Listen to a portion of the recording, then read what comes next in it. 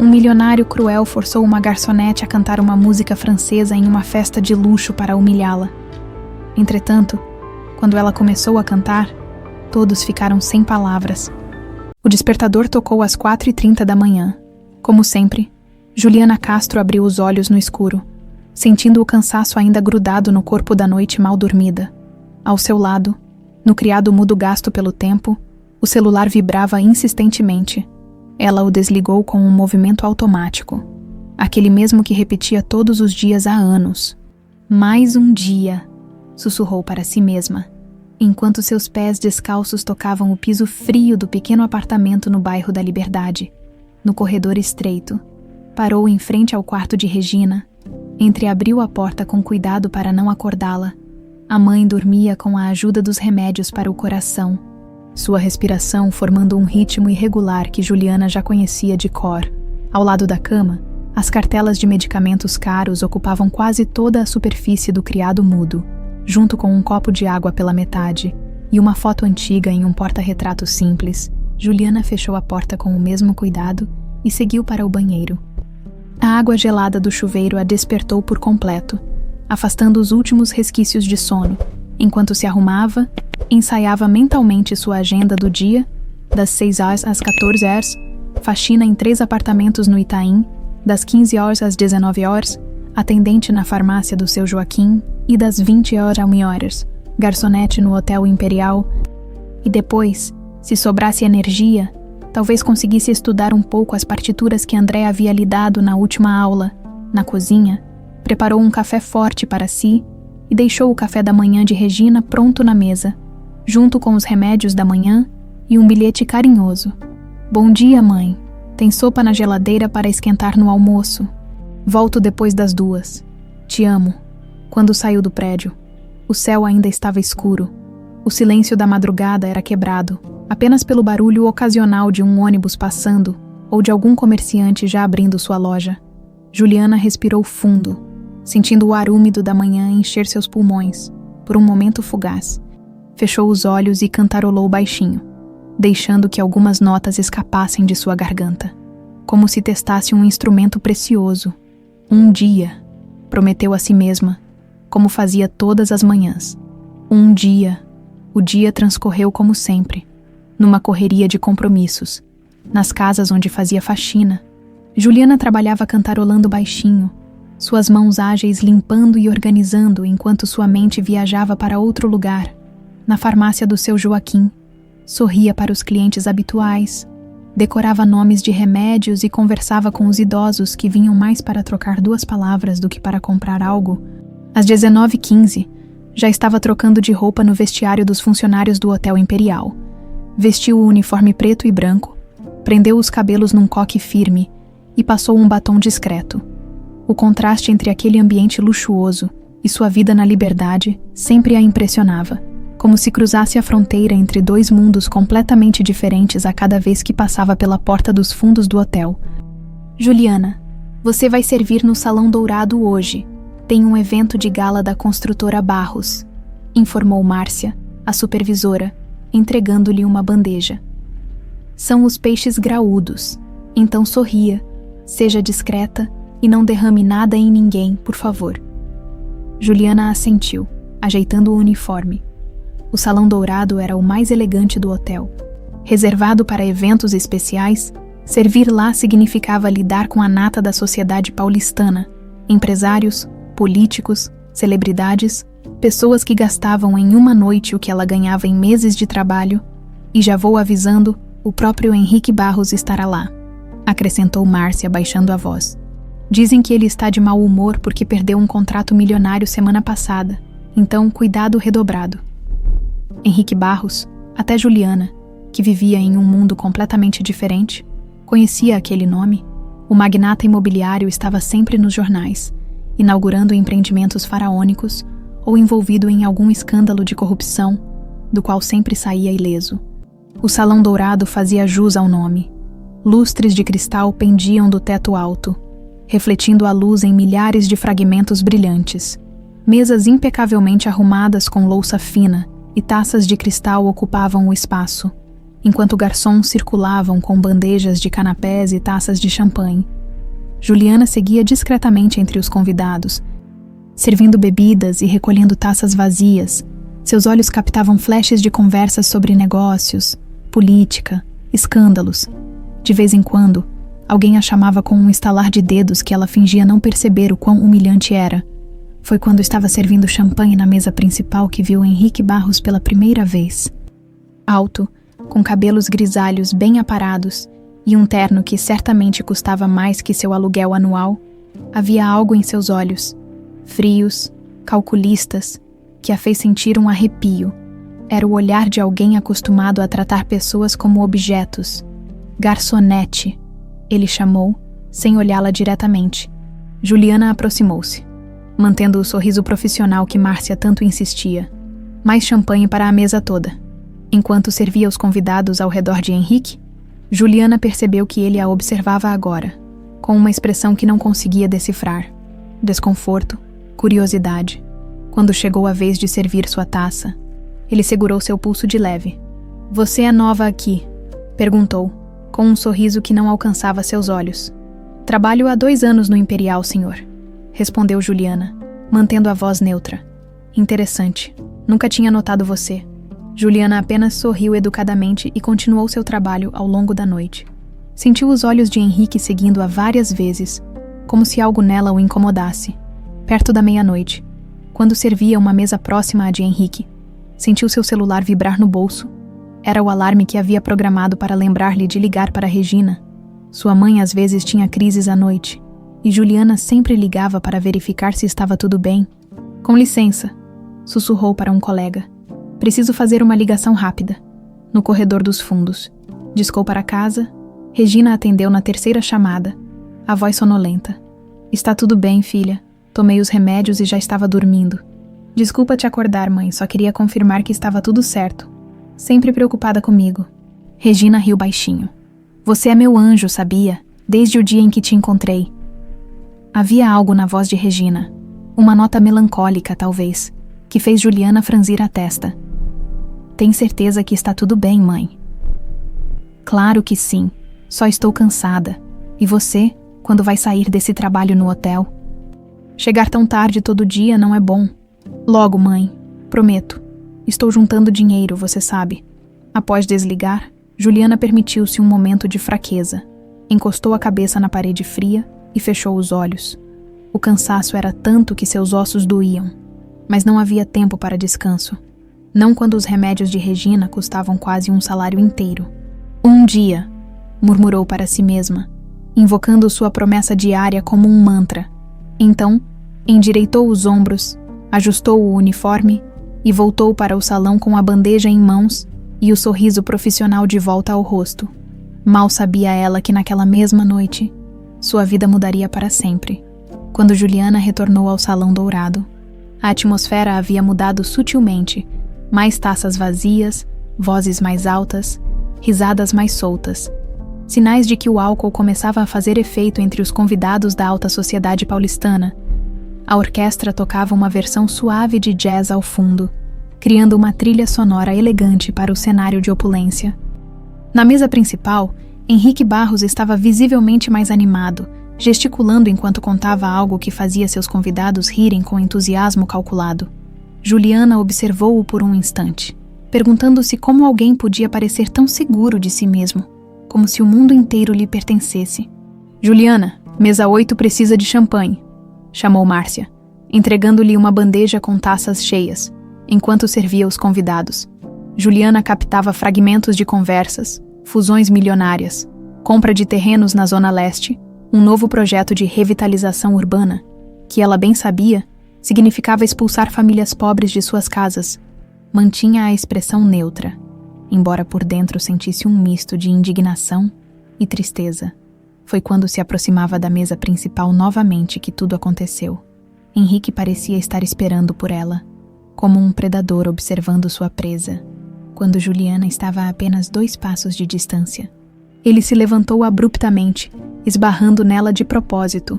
O movimento fez com que a bandeja se desequilibrasse, derramando champanhe em seu uniforme. "Olha só o que você fez!" exclamou Henrique, alto o suficiente para que todos ao redor ouvissem. Seus olhos, porém, revelavam que aquilo era exatamente o que ele pretendia. O salão silenciou por um momento. Todos os olhares se voltaram para a cena. A garçonete com o uniforme manchado e o poderoso empresário fingindo indignação. Me desculpe, senhor. Juliana respondeu automaticamente. Anos de serviço ao cliente tendo ensinado que o cliente sempre tem razão, mesmo quando está evidentemente errado. Desculpas não secam meu terno italiano de $5.000. Retrucou ele, a voz carregada de desdém. Então, seus lábios se curvaram em um sorriso cruel. Mas talvez você possa compensar de outra forma. Juliana sentiu o estômago afundar. Um calor subiu pelo seu pescoço enquanto tentava manter a compostura. Como assim, senhor? Henrique olhou ao redor, captando essa atenção de todos. Essa garçonete tem um ar interessante. Não acham parece diferente? Ele a circundou como se a avaliasse. Tem algo quase artístico nela. Os convidados observavam. Alguns desconfortáveis, outros curiosos. Ninguém intervindo. Sabe o que eu acho? Continuou Henrique, agora falando para a plateia. Acho que ela tem cara de francesa. Deve ter talento escondido. Virou-se para Juliana, os olhos brilhando com malícia. Que tal nos cantar La Vie en Rose para compensar o champanhe derramado? Acho justo, não? Risos nervosos percorreram o salão. Juliana ficou paralisada, seu rosto queimando de humilhação. Viu Márcia no canto, fazendo gestos frenéticos para que ela simplesmente pedisse desculpas e saísse dali. Mas algo dentro de Juliana, algo que ela normalmente mantinha escondido, protegido, começou a despertar. Uma indignação que se misturava a um estranho senso de desafio. Vamos lá, mademoiselle, provocou Henrique, o sotaque francês exageradamente falso. Mostre seu talento, ou prefere que eu desconte do seu salário? Juliana olhou diretamente nos olhos dele, sentindo uma calma súbita tomar conta de seu corpo. Naquele momento, lembrou-se de André Renaud, seu professor de canto, dizendo: sua voz não é apenas um instrumento, Juliana, é uma arma, uma que ninguém pode tirar de você. Sem tirar os olhos de Henrique, ela pousou a bandeja em uma mesa próxima e deu um passo à frente. Um burburinho percorreu o salão. Ela notou a orquestra trocando olhares confusos, sem saber se deveriam acompanhá-la. Sem música, por favor, disse Juliana, a voz surpreendentemente firme. Cantarei a capela. Henrique cruzou os braços, o sorriso zombeteiro ainda nos lábios, claramente esperando por um fiasco que pudesse ridicularizar ainda mais. Juliana fechou os olhos por um segundo. Respirou fundo, usando a técnica que André lhe ensinara. Respiração diafragmática, postura ereta, queixo paralelo ao chão. Quando abriu os olhos novamente, não via mais o salão cheio, nem Henrique, nem os convidados curiosos. Via apenas o pequeno estúdio improvisado onde André a ensinava, com seu piano antigo e partituras amareladas. E então ela cantou. A primeira nota saiu cristalina, perfeita. Uma nota que parecia flutuar no ar como se tivesse vida própria. E quando as palavras em francês começaram a fluir, foi como se todo o salão tivesse sido transportado para outro lugar. Um lugar onde a beleza podia existir em estado puro, des yeux qui font baisser les miens. Sua pronúncia era impecável. Fruto de anos praticando com um verdadeiro francês. Sua voz, treinada nas madrugadas após os 3 empregos, carregava uma técnica surpreendente. Mas havia algo mais. Algo que técnica alguma podia ensinar. Uma emoção crua, honesta, que parecia tocar diretamente o coração de quem a ouvia. Un rire qui se perd sur sa bouche, no canto do salão. Um homem deixou cair sua taça de champanhe, que se estilhaçou no chão de mármore. Ninguém se virou para olhar. Todos estavam hipnotizados. Voilà le portrait sans retouche. Juliana notou, pelo canto do olho, que um dos músicos da orquestra estava chorando silenciosamente, as lágrimas escorrendo pelo rosto enrugado. De l'homme auquel j'appartiens. Mas foi o rosto de Henrique que a surpreendeu. A zombaria havia desaparecido, substituída por uma expressão que ela não conseguia decifrar completamente. Parecia abalado, como se algo dentro dele estivesse sendo sacudido, despertado de um longo sono. Quand il me prend dans ses bras, il me parle tout bas. Je vois la vie en rose. Quando a última nota se dissipou no ar, o silêncio que se seguiu foi absoluto. Por 1 segundo, 2, 3, ninguém se moveu, ninguém respirou. Era como se o tempo tivesse parado dentro do salão dourado. Então, uma mulher na mesa central começou a aplaudir. Logo, todo o salão explodiu em aplausos. Pessoas se levantaram, algumas com lágrimas nos olhos. Os músicos da orquestra batiam nas mesas. Um sinal de respeito entre artistas. Juliana permaneceu imóvel, voltando lentamente à realidade. Viu Márcia boquiaberta no canto. Viu colegas garçons olhando-a como se nunca a tivessem visto antes. E viu Henrique Barros, ainda parado no mesmo lugar, com uma expressão que parecia de alguém que acabou de levar um tapa. Onde você aprendeu a cantar assim? Ele perguntou, a voz despida da arrogância anterior. Juliana não respondeu, com uma pequena reverência. Pegou sua bandeja e fez menção de voltar ao trabalho. Como se nada extraordinário tivesse acontecido, foi quando uma mulher elegante, com um forte sotaque francês, aproximou-se dela. Devia ter uns 60 anos, cabelos grisalhos perfeitamente arrumados, joias discretas, mas obviamente caríssimas. Meu Deus, disse a mulher, os olhos azuis arregalados fixos no rosto de Juliana. Não pode ser. Juliana a encarou confusa. A senhora está bem. A mulher tocou o braço de Juliana como se precisasse confirmar que ela era real. Essa voz, esse timbre, meu Deus, é impossível. Sua voz tremia. Você é filha de Margot Bélanger. O nome caiu no salão como uma bomba. Juliana franziu o senho. Genuinamente confusa. Quem? Margot Bélanger, repetiu a mulher, agora com lágrimas nos olhos. Uma das maiores sopranos da Ópera de Paris desapareceu misteriosamente há 26 anos. Juliana balançou a cabeça, desconcertada. A senhora está enganada. Minha mãe se chama Regina Castro. É costureira. A mulher segurou as mãos de Juliana entre as suas. Meu nome é Helena Lacerda. Eu conheci Margot e posso jurar pela minha vida. Você é filha dela. No canto do salão, Henrique Barros observava a cena com uma palidez crescente, como se tivesse visto um fantasma. O restante da noite passou como um borrão para Juliana. Após a revelação de Helena Lacerda, Márcia a puxou discretamente para longe dos convidados, ordenando que ficasse na copa até o fim do evento. Amanhã conversamos sobre isso, disse a supervisora, com uma expressão que misturava espanto e curiosidade. Sentada sozinha na copa dos funcionários, Juliana sentia seu coração martelando no peito. Margot Bélanger, um nome que nunca tinha ouvido antes, mas que agora ecoava em sua mente como se tentasse despertar alguma memória enterrada. Impossível, murmurou para si mesma. Regina é minha mãe. Mas havia algo no olhar de Helena Lacerda, uma certeza absoluta, que a perturbava profundamente. Quando finalmente pôde ir embora, já passava da 1 da manhã. Na saída dos funcionários, uma surpresa, Helena Lacerda esperava por ela, encostada em um carro de luxo com motorista. Podemos conversar? Perguntou a francesa. Só 5 minutos. Juliana hesitou, mas a curiosidade falou mais alto. Aproximou-se cautelosamente. Como a senhora sabia que eu estaria aqui? Pedi informações na recepção. Helena sorriu. É incrível o que um nome importante e uma gorjeta generosa podem conseguir neste hotel. Helena abriu a porta do carro, convidando Juliana a entrar, diante da hesitação da jovem. Acrescentou: posso levá-la para casa, onde você mora. Liberdade, respondeu Juliana automaticamente. E então se repreendeu por dar essa informação a uma estranha. André para a liberdade. Helena instruiu o motorista, que assentiu silenciosamente. Dentro do carro luxuoso, o silêncio pesou por alguns segundos. Helena observava Juliana com um olhar que parecia querer decorar cada detalhe de seu rosto.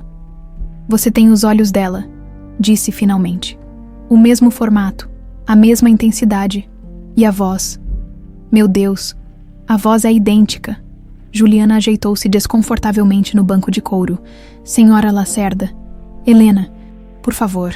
Helena, então, acho que a senhora está confundindo as coisas. Minha mãe é Regina Castro. Sempre foi. Eu a conheço a vida toda. Helena suspirou, remexendo em sua bolsa de grife. Tirou um celular de última geração. e após alguns toques na tela, virou-o para Juliana. Esta é Margot Bélanger, na tela. Uma mulher jovem e deslumbrante, de no máximo 30 anos, cantava em um palco suntuoso. O vídeo não tinha som, mas mesmo assim era possível perceber o poder de sua presença.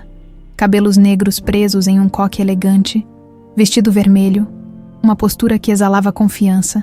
Juliana sentiu um calafrio. Havia algo familiar naquela mulher. Algo que ia além da semelhança física que Helena apontara. Era como olhar para uma versão de si mesma em um universo alternativo. Uma versão que havia realizado todos os sonhos que ela mantinha secretos. Isso foi na Ópera de Paris, 1998, explicou Helena. Sua última apresentação pública antes de desaparecer misteriosamente. Eu estava lá. E como a senhora a conhecia? Éramos amigas, não íntimas, mas próximas o suficiente. Eu estava começando minha carreira como produtora musical. Margot era uma estrela em ascensão. A nova sensação da ópera francesa. Helena pausou, perdida em lembranças. Então, de repente, ela cancelou todos os compromissos e desapareceu. Ninguém soube explicar. Houve rumores de depressão, de um colapso nervoso, até especulações sobre drogas, o que era um absurdo completo. O carro deslizava suavemente pelas ruas vazias de São Paulo. Juliana observava a cidade adormecida pela janela, tentando processar tudo aquilo. Se o que a senhora diz é verdade, como eu teria vindo parar no Brasil, com Regina? Helena balançou a cabeça. Não sei, mas pretendo descobrir. Ela tocou levemente a mão de Juliana. Você tem alguma foto de quando era bebê? Documentos de nascimento? Juliana hesitou. Tenho certidão de nascimento, claro. E algumas fotos, não muitas. Regina nunca foi muito de tirar fotos. E sua mãe, Regina, ela nunca mencionou nada sobre sua origem, sobre como você veio ao mundo. Um lampejo de memória atravessou a mente de Juliana. Regina, em uma noite após alguns copos de vinho, dizendo: Você foi meu milagre, Ju. Quando você chegou, achei que finalmente Deus tinha ouvido minhas orações. Na época, Juliana interpretou aquilo como o carinho maternal de sempre. Agora, aquelas palavras ganhavam um novo possível significado. Ela sempre disse que meu pai morreu antes de eu nascer e que ela quase me perdeu no parto. Nunca falamos muito sobre isso. Helena parecia prestes a dizer algo mais quando o carro parou. Haviam chegado ao prédio simples onde Juliana morava. Posso lhe dar meu cartão? Perguntou Helena, entregando um pequeno retângulo de papel de alta qualidade. Gostaria muito de conversar mais, quando você estiver pronta. Juliana pegou o cartão mecanicamente, ainda atordoada, ao sair do carro. Virou-se. Por que a senhora está tão interessada nisso? O que ganha com essa história? O rosto de Helena assumiu uma expressão de tristeza genuína. Margot era especial. Sua música tocava a alma das pessoas. Quando ela desapareceu, foi como se o mundo tivesse perdido algo precioso. Ela fez uma pausa. Se você é realmente filha dela, então talvez parte daquele dom não esteja perdido. O apartamento estava silencioso quando Juliana entrou. Verificou o quarto de Regina. A mãe dormia profundamente, o peito subindo e descendo em um ritmo lento. Por um momento, Juliana apenas ficou ali, observando o rosto familiar. O rosto da mulher que a criou, que sacrificou tudo por ela, como poderia não ser sua mãe. Em seu próprio quarto, Juliana não conseguiu dormir. Revirou-se na cama, a mente repleta de perguntas sem resposta. Por volta das 5 da manhã, levantou-se e foi até o armário. No fundo da última gaveta, guardava uma caixa de sapatos com documentos importantes e algumas fotos antigas. Sentada no chão, abriu a caixa e começou a examinar seu conteúdo. Sua certidão de nascimento parecia perfeitamente normal. Juliana Castro, nascida em São Paulo, filha de Regina Castro e pai não declarado, havia também sua carteira de vacinação infantil. Boletins escolares antigos e algumas fotos. Juliana pegou a foto mais antiga que tinha. Ela devia ter cerca de 1 ano, nos braços de Regina, e estudou a imagem atentamente. Regina parecia mais jovem, obviamente, mas havia algo em seus olhos, um olhar que Juliana nunca tinha notado antes, um misto de adoração e medo. O som da porta do quarto de Regina se abrindo sobressaltou Juliana. Rapidamente, guardou tudo de volta na caixa e a escondeu. Filha, Já acordada. Regina apareceu na porta, o rosto marcado pelo sono. Você chegou muito tarde ontem. Nem te ouvi entrar. Não consegui dormir direito, respondeu Juliana, forçando um sorriso. Como está se sentindo hoje? Ah, o de sempre, este coração velho reclamando da vida. Regina sorriu, apoiando-se no batente da porta. Aos 62 anos, parecia bem mais velha, o corpo curvado pelos anos de trabalho duro e pela doença. Vou fazer um café para nós. Deixa que eu faço. Mãe! Juliana se levantou rapidamente, na cozinha, enquanto preparava o café. Observava Regina discretamente. Como poderia perguntar? Como poderia sequer sugerir que talvez, apenas talvez, a mulher que a criou não fosse sua mãe biológica? Mãe! Começou cautelosamente, colocando uma xícara de café na frente de Regina. Você se lembra daquelas histórias que me contava quando eu era pequena, sobre quando eu nasci? Regina ergueu os olhos, surpresa. Por que está pensando nisso agora? Só curiosidade. Juliana deu de ombros, tentando parecer casual. Você sempre disse que quase me perdeu no parto, não é? Algo mudou no rosto de Regina. Um quase imperceptível enrijecimento. Foi um parto difícil, quase morri. Ela tomou um gole de café, evitando o olhar da filha. Por que essas perguntas agora, Juliana? Havia um tom de alarme na voz de Regina que Juliana nunca tinha ouvido antes. Decidiu recuar. Nada importante. Só andei pensando sobre o passado. Regina relaxou visivelmente, mas seus olhos mantinham um brilho de preocupação. O passado já passou, filha. O que importa é o presente. Depois do café, Regina voltou para o quarto para descansar mais um pouco. Juliana ficou na sala, o cartão de Helena Lacerda entre os dedos. Havia algo mais naquela história. Algo que Regina parecia temer. Num impulso, pegou o celular e digitou Margot Belanger no buscador. Dezenas de resultados apareceram. Vídeos de performances, artigos em francês, fóruns de discussão sobre ópera e várias manchetes que se repetiam com pequenas variações. Mistério na ópera, para onde foi Margot Belanger? Juliana clicou em um dos vídeos. Desta vez, com o som ligado, quando a voz poderosa e cristalina de Margot preencheu o pequeno apartamento, sentiu lágrimas involuntárias brotarem em seus olhos. Não era apenas a semelhança do timbre. Era como se algo dentro dela reconhecesse aquela voz, como se cada nota despertasse uma memória ancestral em suas células. Rapidamente desligou o vídeo, assustada com a própria reação. Seu coração batia descompassado, e ela sabia, com uma certeza que não conseguia explicar, que precisava descobrir a verdade. Amanhã, após a gala no Hotel Imperial, Henrique Barros não conseguiu se concentrar em nenhuma das 3 reuniões que tinha agendado. Sua mente retornava constantemente àquela voz. A voz da garçonete que o desafiara, que transformara sua tentativa de humilhação em um momento de beleza desconcertante. Senhor Barros, Senhor Barros. Henrique piscou, voltando à realidade. Seu assistente, um jovem de terno impecável, o encarava com preocupação. O que foi, Marcelo? O senhor pediu para ser lembrado da conferência telefônica com os investidores de Dubai. Começa em 5 minutos. Henrique acenou com a mão, dispensando-o. Cancele. Diga que tive uma emergência familiar ou algo assim. O assistente hesitou. Mas, senhor, esses investidores estão esperando há semanas e... Eu disse para cancelar. A voz de Henrique elevou-se, fazendo o assistente recuar. Vendo o medo nos olhos do rapaz, Henrique suspirou, passando a mão pelo rosto. Desculpe, Marcelo, apenas faça o que pedi. Sozinho em seu escritório luxuoso no último andar de um dos edifícios mais caros de São Paulo, Henrique caminhou até a janela. A cidade se estendia aos seus pés. Cinzenta e imponente, durante anos, ele olhara para aquela vista com um senso de conquista, de domínio.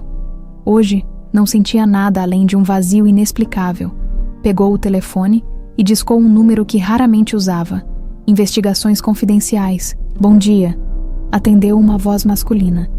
Rodrigo, é o Henrique Barros. Senhor Barros. Há quanto tempo em que posso ajudá-lo?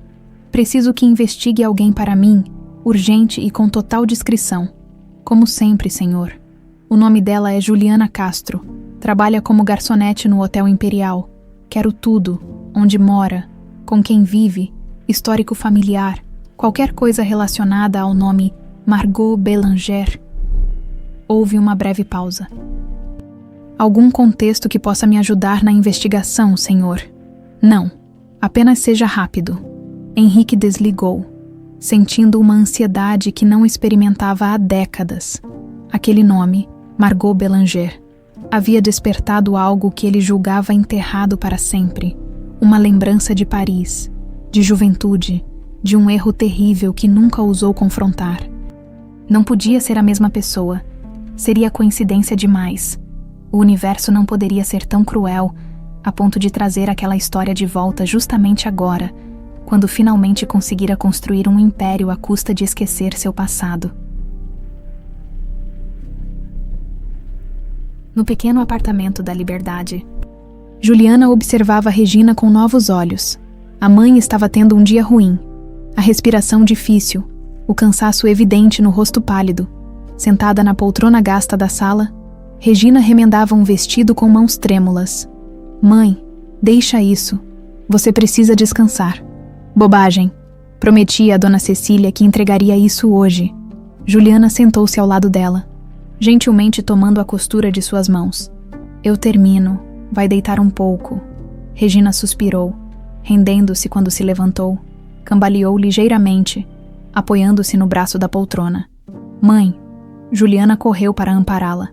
Você está pior hoje. Precisamos ir ao médico. Não é nada, só levantei rápido demais. Mas o rosto de Regina estava cinzento, e pequenas gotas de suor brilhavam em sua testa. Juliana não se deixou enganar. Em 20 minutos, havia chamado um táxi e levado Regina ao pronto-socorro mais próximo. O médico que as atendeu tinha o semblante grave. A insuficiência cardíaca está progredindo, senhora Castro. Precisamos ajustar sua medicação e fazer alguns exames mais detalhados. 4 horas depois, Regina foi internada para observação, sentada ao lado do leito hospitalar. Juliana segurava a mão da mãe, sentindo-se impotente. Quanto vai custar tudo isso? Sussurrou Regina, a preocupação evidente em seus olhos cansados. Não pense nisso agora, vamos dar um jeito. Mas Juliana sabia que não havia jeito a dar. O plano de saúde básico que conseguiam pagar não cobriria metade dos exames que o médico prescrevera. E ainda havia a possibilidade de cirurgia que ele mencionara, algo completamente fora de seu alcance financeiro. Quando Regina finalmente adormeceu, Juliana saiu para o corredor do hospital e deixou as lágrimas virem. Estava exausta, preocupada, e agora, com essa história de Margot Bélanger, completamente confusa sobre quem realmente era, seu celular vibrou no bolso. Era uma mensagem de Márcia, sua supervisora no hotel. Juliana, precisamos conversar sobre ontem. Não estou brava, mas aconteceram coisas depois que você saiu. Me ligue quando puder. Juliana franziu o senho, intrigada. Afastou-se um pouco mais do quarto e ligou para Márcia. O que aconteceu? Perguntou assim que a supervisora atendeu. Depois que você saiu, aquela francesa, Helena Lacerda, ficou perguntando sobre você. E não só ela, Henrique Barros também. Juliana sentiu um calafrio. O que ele queria saber? Basicamente tudo. Seu nome completo. Há quanto tempo trabalha aqui? Onde mora? Obviamente não dei detalhes, mas... Márcia hesitou. Ele ofereceu dinheiro, Juliana. Muito dinheiro. Para quem desse informações sobre você. Meu Deus! Juliana encostou-se na parede, sentindo as pernas fraquejarem. O que ele quer comigo?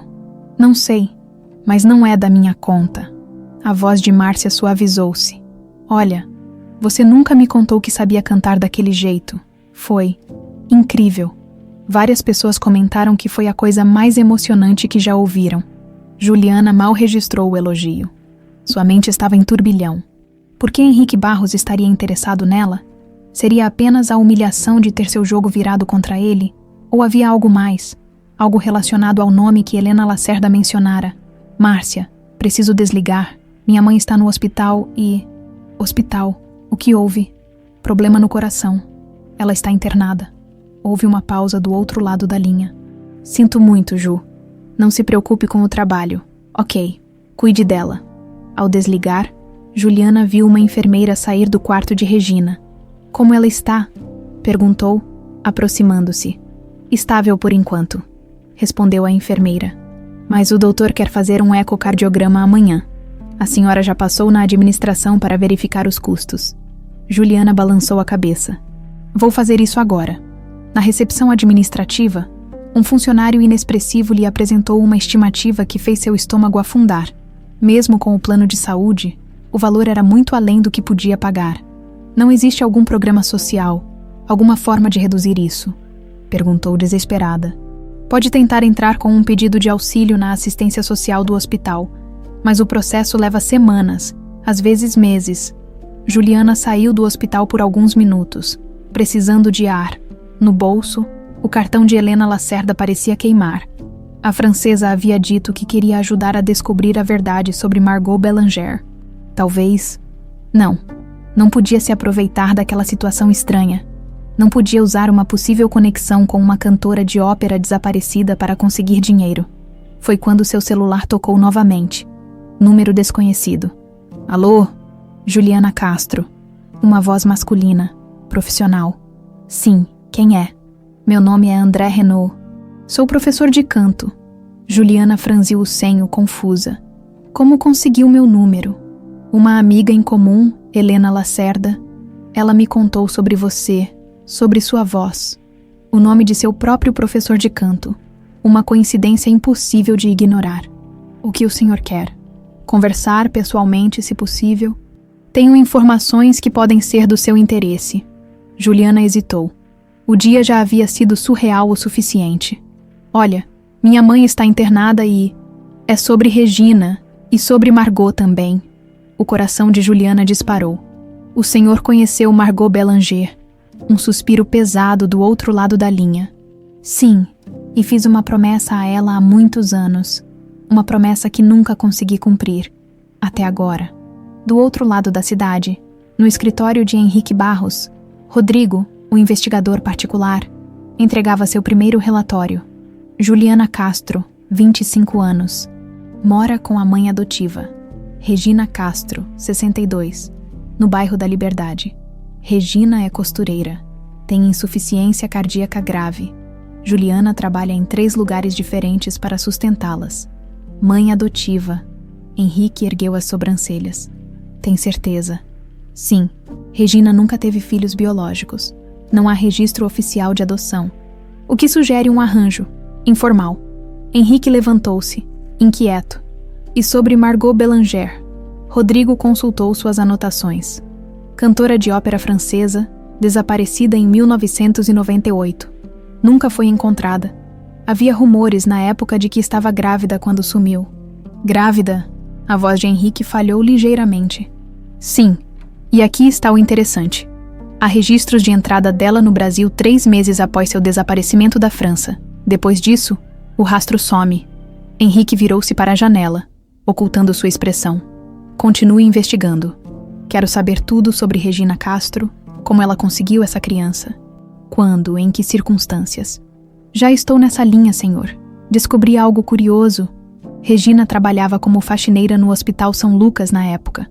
O mesmo hospital onde há um registro de entrada de uma paciente francesa não identificada, que deu à luz e supostamente morreu no parto. Henrique fechou os olhos, sentindo o peso de décadas de negação desmoronando sobre seus ombros. Uma última coisa, Sr. Barros, continuou Rodrigo.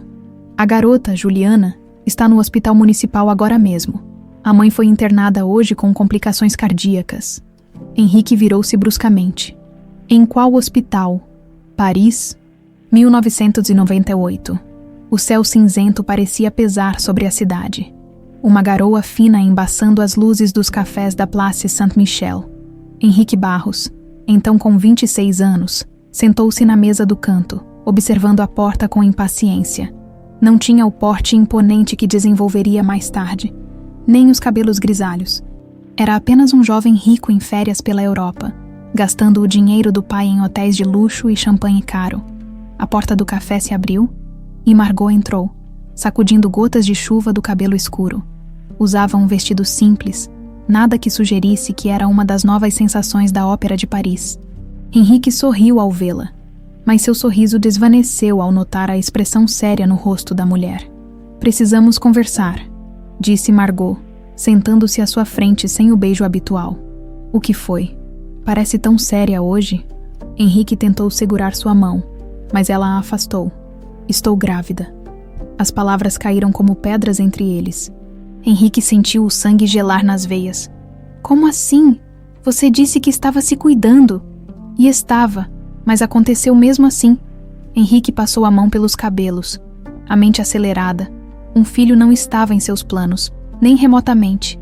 Tinha que voltar ao Brasil em 2 semanas, assumir seu lugar nos negócios da família, seguir a trajetória que o pai planejara para ele.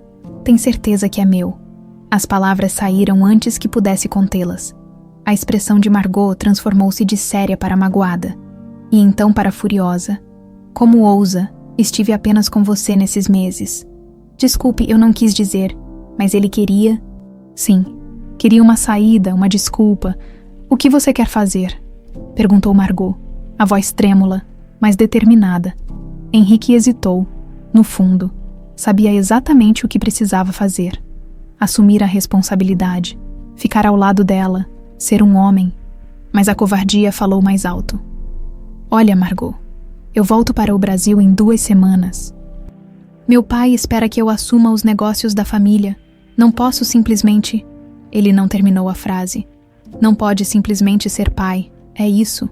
O olhar de Margot endurecia a cada segundo. Não é tão simples assim. Henrique elevou a voz, atraindo olhares de mesas próximas. Baixou o tom. Eu mal te conheço. Foram apenas 3 meses. 3 meses em que você disse que me amava todas as noites. Eu estava mentindo, seduzindo, aproveitando, confuso. Margot olhou para ele como se o visse pela primeira vez. Entendo. Podemos resolver isso, continuou Henrique rapidamente. Eu tenho dinheiro. Posso pagar por um procedimento ou dar uma quantia para você criar o bebê, se preferir.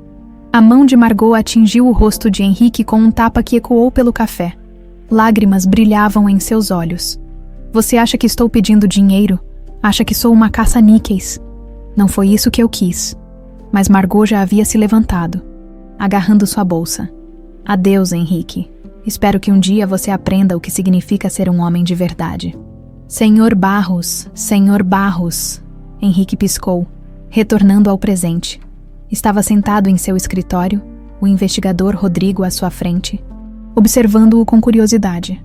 Desculpe, me distrai. Continue. Como eu dizia, consegui acesso a alguns registros antigos do hospital. São Lucas. Em outubro de 1998, uma paciente francesa não identificada deu entrada com trabalho de parto prematuro. Houve complicações, a criança sobreviveu, mas a mãe supostamente não.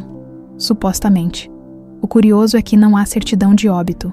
Apenas um registro de que a paciente faleceu, mas nenhuma documentação que comprove o procedimento padrão com o corpo. Henrique sentiu a garganta apertar. O que isso sugere?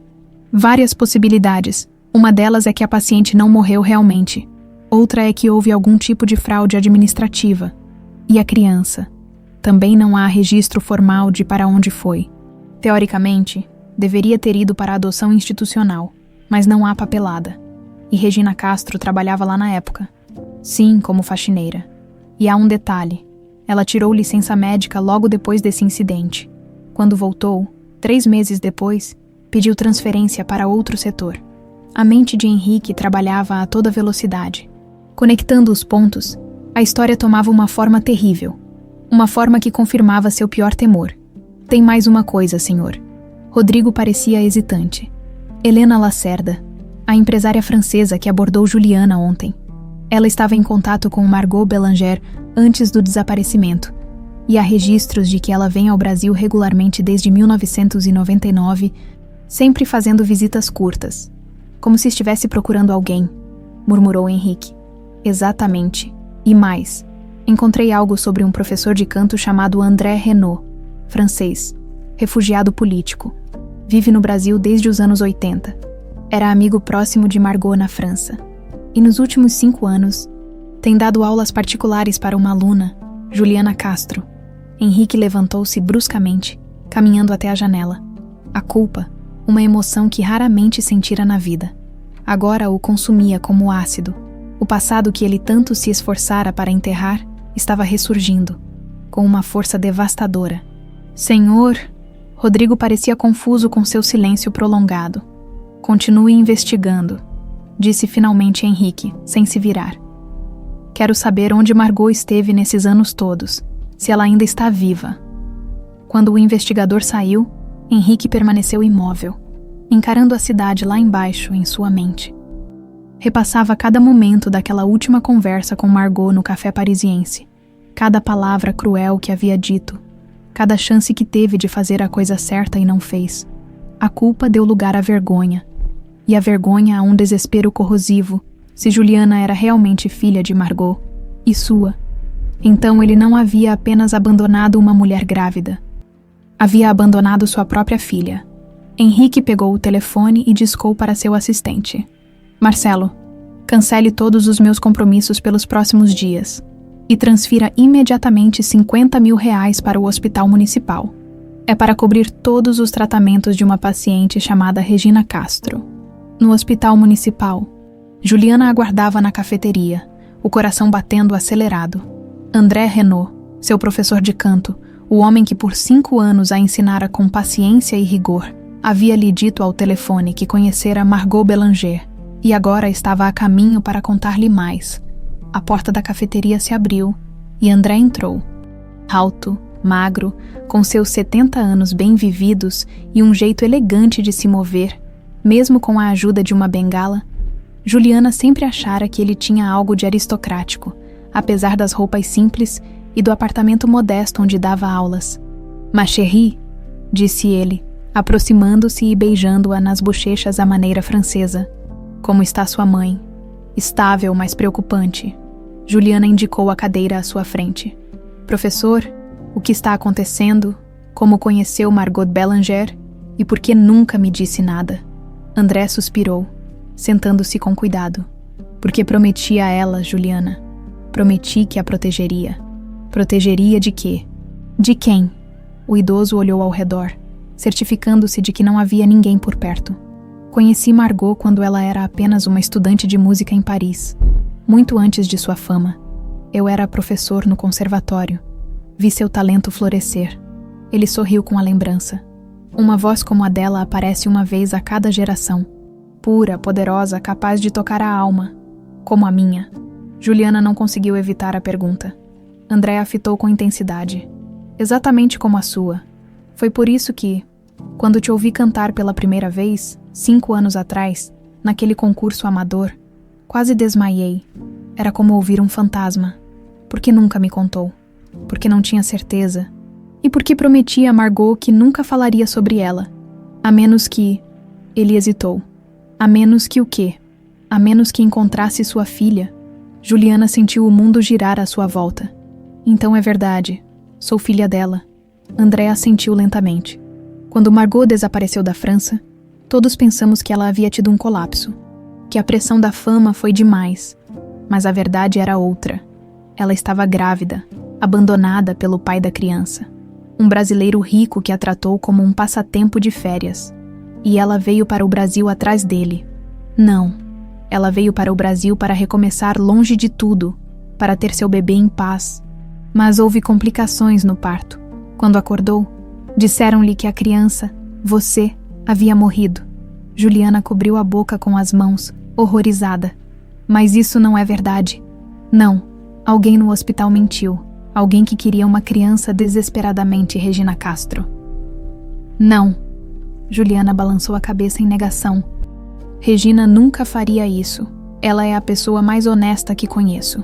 André estendeu a mão, segurando a de Juliana com gentileza. As pessoas fazem coisas desesperadas por amor.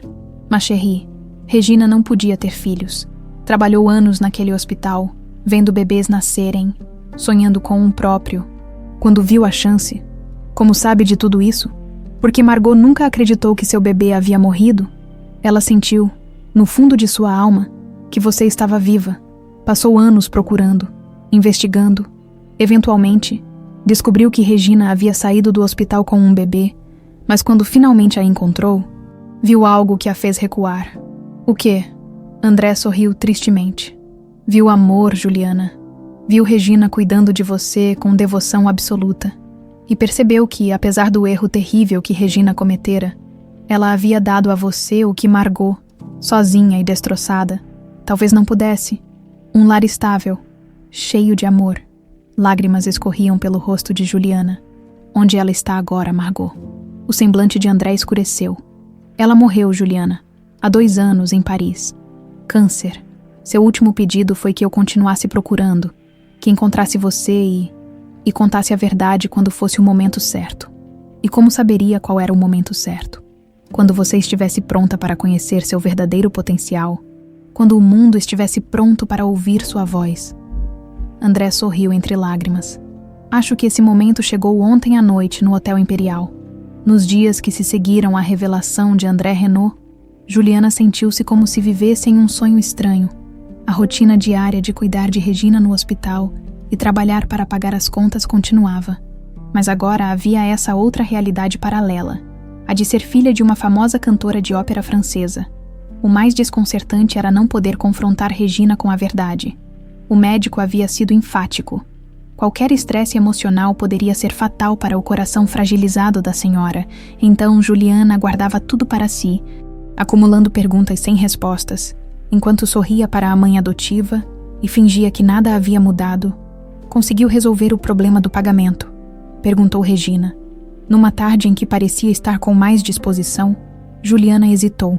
Na verdade, algo inexplicável havia acontecido. Quando foi à administração do hospital para tentar negociar o parcelamento dos custos. Informaram-lhe que todas as despesas estavam cobertas. Uma doação anônima. Foi tudo o que disseram. Juliana desconfiava de Helena Lacerda, ou talvez de André Renaud, embora este último não aparentasse ter tantos recursos. Sim, mãe, está tudo resolvido. Você só precisa se concentrar em melhorar. Regina segurou sua mão, os olhos úmidos. Você é tão boa para mim, filha. Sempre foi. As palavras provocaram um aperto no peito de Juliana. Apesar de tudo que descobrira, não conseguia sentir raiva de Regina. Como poderia? Aquela mulher a criara com tanto amor. Sacrificara tudo por ela. O que Regina fizera estava errado. Sim, terrivelmente errado. Mas Juliana começava a entender o desespero que podia levar alguém a cometer tal ato. Ao sair do hospital naquela noite, Juliana encontrou uma surpresa.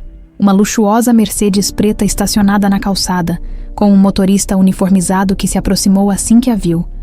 Senhorita Castro, Helena Lacerda gostaria de encontrá-la, se tiver um momento. Juliana hesitou, mas a curiosidade falou mais alto. No banco traseiro do carro, Helena aguardava com um envelope na mão. Como está sua mãe? Perguntou a francesa, após os cumprimentos iniciais. Estável. Os médicos estão otimistas. Juliana acomodou-se ao lado dela. Foi você quem pagou as despesas do hospital. Helena sorriu enigmaticamente. Importa quem pagou. Para mim, sim, não quero ficar devendo favores. Não é um favor, Juliana. É o mínimo que podemos fazer por você, considerando tudo. Nós quem? Helena não respondeu diretamente. Em vez disso, entregou o envelope. Tenho uma proposta para você. Um produtor musical muito importante está em São Paulo. Ele ouviu sobre sua performance no Hotel Imperial e quer conhecê-la. Juliana abriu o envelope. Dentro, um convite elegante para uma audição privada no Teatro Municipal. 2 dias depois. Como isso é possível, ninguém me conhece. Você ficaria surpresa com a velocidade que as notícias correm no mundo da música. Sua voz causou uma impressão profunda em quem a ouviu. Não sei, Helena. Minha mãe está doente. Não posso simplesmente. Sua mãe está recebendo o melhor tratamento possível. E isso. Helena indicou o convite. Isso é seu destino, Juliana. O legado de Margot vive em você. Juliana encarou o envelope em suas mãos, sentindo o peso daquela decisão.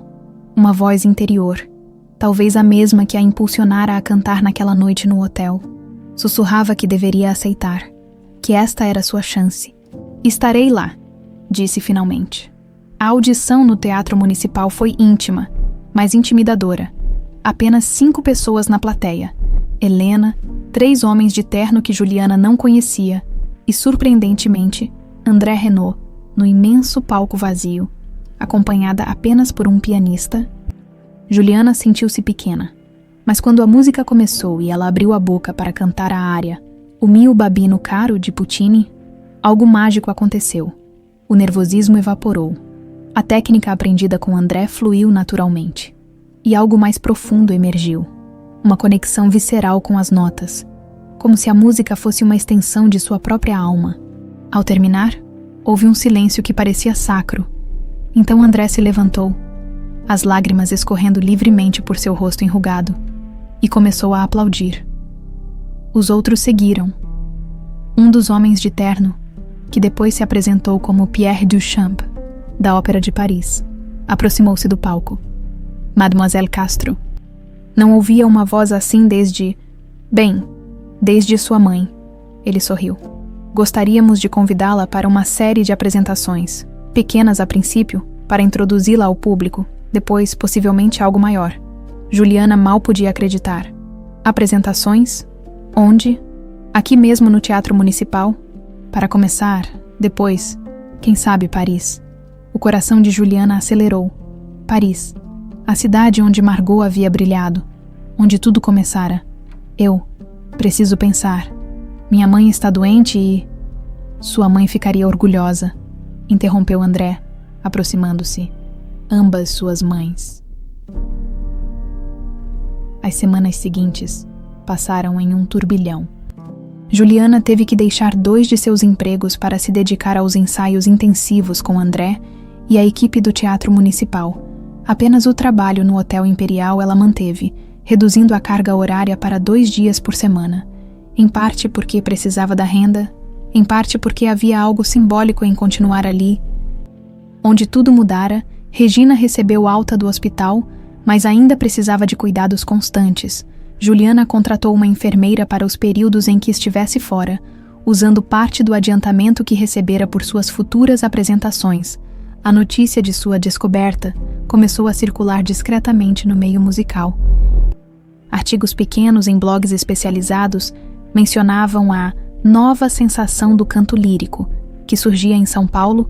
Helena cuidadosamente alimentava essa curiosidade, mantendo um ar de mistério em torno de Juliana. Sua primeira apresentação oficial seria uma participação especial em um concerto beneficente no Teatro Municipal. Apesar de ser apenas uma música, a expectativa em torno de sua aparição crescia. Na véspera da apresentação, enquanto ensaiava no apartamento, Juliana notou Regina observando-a da porta do quarto, uma expressão indescritível no rosto. Você sempre teve essa voz maravilhosa, disse a mãe adotiva, aproximando-se lentamente, apoiada em sua bengala. Desde pequena, lembro quando você cantava na escola, todas as outras crianças ficavam caladas, hipnotizadas. Juliana sorriu, tomada por uma onda de carinho. Você sempre me incentivou, mãe. Regina sentou-se na beirada da cama, parecendo subitamente muito frágil. Existe algo que preciso te contar, Juliana. Algo que deveria ter contado há muito tempo. O coração de Juliana disparou. Seria agora, depois de semanas de silêncio, Regina finalmente revelaria a verdade. Não precisa, mãe. Seja o que for. Pode esperar. Não, não pode. Regina pegou suas mãos. Sei sobre o concerto de amanhã. A enfermeira me contou. Por que você escondeu isso de mim? Juliana respirou aliviada. Não era sobre Margot. Afinal, não queria te preocupar. Você precisa se recuperar, se concentrar na sua saúde. Bobagem. Nada me faria mais feliz que vê-la realizar seu sonho. Os olhos de Regina brilhavam. Sempre soube que você era especial, Juliana. Desde o primeiro momento.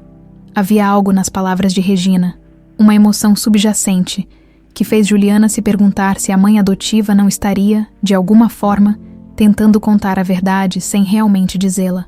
A noite da apresentação chegou. O Teatro Municipal estava lotado.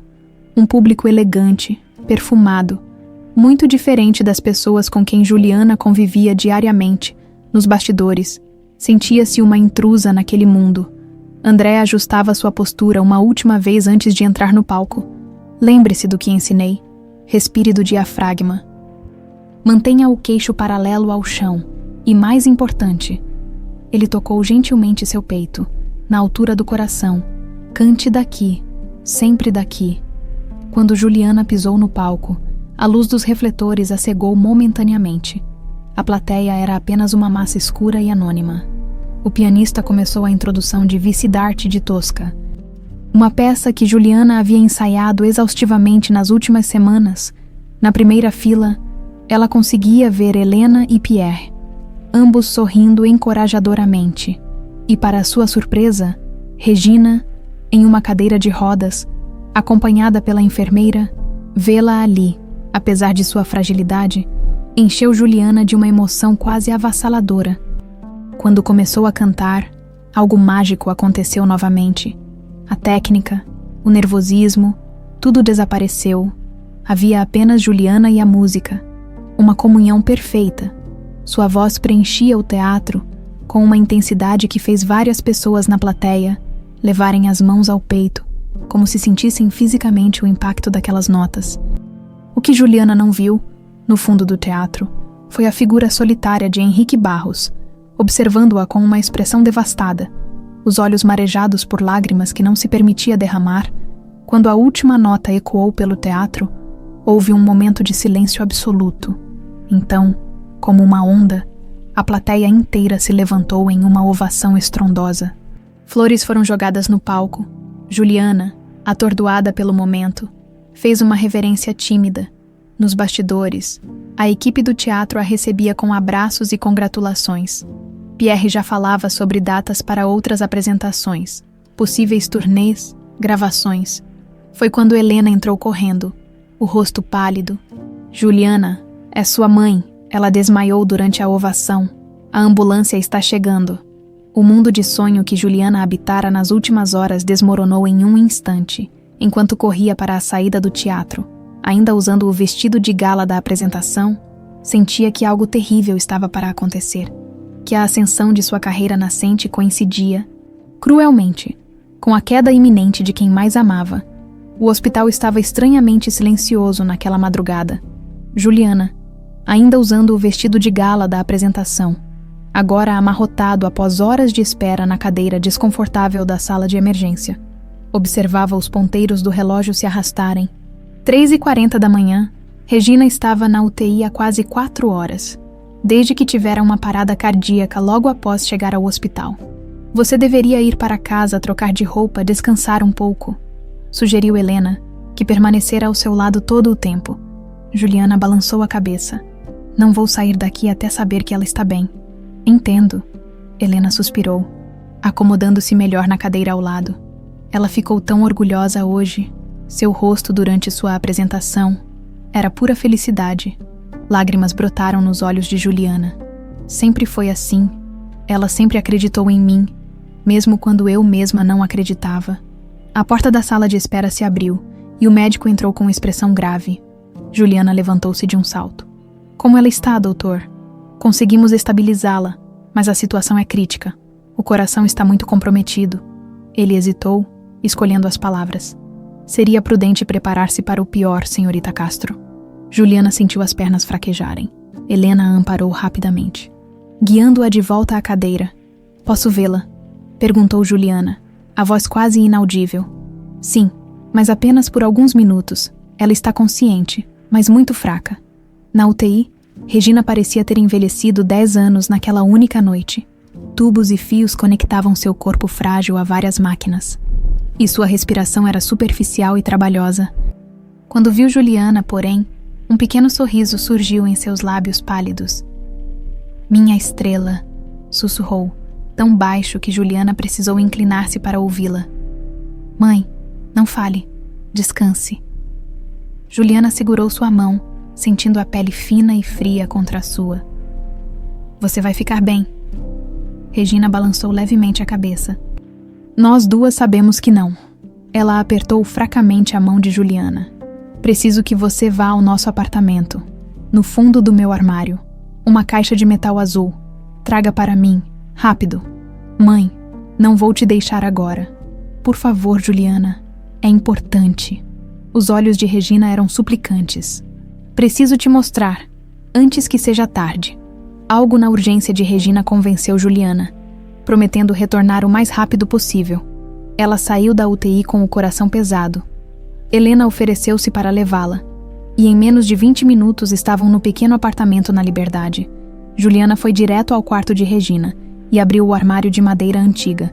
No fundo, escondida sob algumas caixas de sapato, encontrou a caixa de metal azul mencionada por Regina. Nunca a tinha visto antes, de volta ao hospital. Encontrou o médico no corredor, seu rosto revelando o que as palavras confirmariam. Sinto muito, senhorita Castro. Houve uma nova parada cardíaca. E desta vez, ele não precisou terminar a frase. Juliana sentiu como se todo o ar tivesse sido sugado de seus pulmões. Um grito silencioso formou-se em sua garganta, mas nenhum som saiu. Helena a abraçou, segurando-a enquanto suas pernas cediam. Ela falou alguma coisa antes. Juliana conseguiu perguntar entre soluços. Apenas que a amava muito e que pedisse perdão. Perdão pelo quê? O médico balançou a cabeça. Ela não especificou. Os dias que se seguiram passaram em um borrão de dor e formalidades.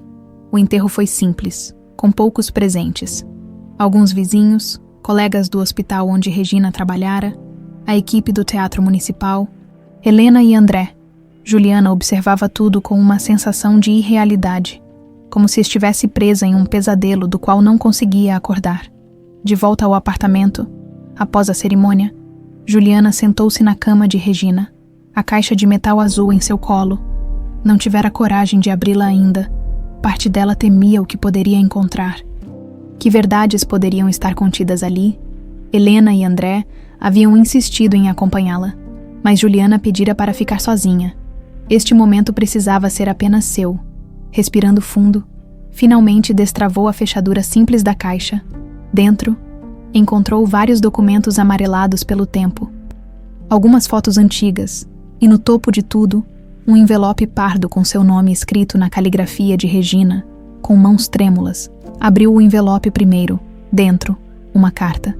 Minha querida Juliana, se você está lendo isto, é porque finalmente chegou a hora da verdade. Uma verdade que deveria ter compartilhado com você há muito tempo, mas que o medo e o egoísmo me impediram. Você não é minha filha biológica. Isso talvez você já tenha descoberto, ou suspeitado. O que você não sabe é como veio parar em meus braços. Em 1998, eu trabalhava como faxineira no hospital. São Lucas tinha 35 anos. Era solteira e desesperadamente queria um filho. Tentei a adoção várias vezes, mas sempre fui rejeitada por não ter condições financeiras adequadas. Uma noite, uma mulher estrangeira deu entrada em trabalho de parto prematuro. Ela não falava português, não tinha documentos, ninguém sabia quem era. O parto foi complicado, ela perdeu muito sangue e ficou em coma por semanas. Quando a bebê nasceu, você, meu amor, uma enfermeira corrupta, Silvia, que sabia do meu desespero por um filho, me fez uma proposta terrível. Disse que a mãe havia morrido. Uma mentira, descobri depois. E que a bebê seria enviada para a adoção, por dinheiro, todas as minhas economias. Ela me entregaria a criança e falsificaria os documentos. O que fiz foi imperdoável. Aceitei, levei você para casa, registrei como minha filha. Quando a verdadeira mãe acordou do coma, disseram a ela que você havia morrido. Outra mentira cruel. Anos depois, quando você tinha cerca de 5 anos, uma mulher francesa veio ao Brasil, procurando por sua filha perdida. Era ela, Margot Belanger. De alguma forma, ela descobriu a verdade. Descobriu sobre mim. Veio até nossa casa. Lembro aquele dia com clareza dolorosa. Você estava dormindo. Ela olhou para você através da porta entreaberta do quarto e começou a chorar silenciosamente. Eu implorei, de joelhos, para que não te levasse. Disse que você era tudo que eu tinha no mundo. Para minha surpresa, ela não tentou te levar. Disse apenas, ela parece feliz e amada. É tudo o que eu queria para minha filha. Antes de ir embora, deixou uma carta e alguns pertences para você. Quando fosse mais velha, estão todos nesta caixa. Ela voltou algumas vezes ao Brasil nos anos seguintes, sempre à distância, apenas para ver como você estava crescendo. A última vez foi quando você tinha 15 anos. Perdoe-me, Juliana. O que fiz foi um crime. Mas amar você foi a única coisa verdadeiramente boa que já fiz na vida. Sua mãe. De coração, se não de sangue. Regina. Lágrimas escorriam pelo rosto de Juliana, enquanto ela terminava de ler. Sua mente estava em turbilhão, processando esta confirmação do que André já havia lhe contado, mas de uma perspectiva diferente. A de Regina, a mulher que, apesar de tudo, ela ainda via como mãe, colocando a carta de lado. Juliana continuou explorando o conteúdo da caixa. Havia uma pasta fina com recortes de jornal sobre Margot Bélanger, todos em francês. Fotos da cantora em vários palcos ao redor do mundo. E então, no fundo da caixa, um pacote embrulhado em seda azul. Ao abri-lo, Juliana encontrou uma partitura manuscrita de La Vie en Rose, com anotações nas margens, em uma caligrafia elegante na primeira página, uma dedicatória escrita em francês. Para minha filha Juliana, que sua voz cure o mundo que eu não consegui curar. Com amor eterno, Margot. Junto à partitura havia uma foto que fez o coração de Juliana parar por um instante. Margot, visivelmente grávida, sorria radiante ao lado de um homem jovem em um café parisiense. O homem tinha os braços em volta dela. Ambos parecendo genuinamente felizes, Juliana reconheceu o rosto imediatamente, apesar dos 26 anos que se passaram. Era Henrique Barros. Sua mão tremeu tanto que quase derrubou a foto. As peças do quebra-cabeça finalmente se encaixavam. Henrique Barros não era apenas o empresário arrogante que tentara humilhá-la no hotel. Era seu pai biológico. Mais fundo na caixa, encontrou um envelope selado e endereçado a ela, com a mesma caligrafia elegante da dedicatória na partitura, com o coração batendo forte. Abriu-o e começou a ler a carta de Margot. Minha querida filha, se você está lendo isto, significa que Regina finalmente encontrou a coragem de contar a verdade.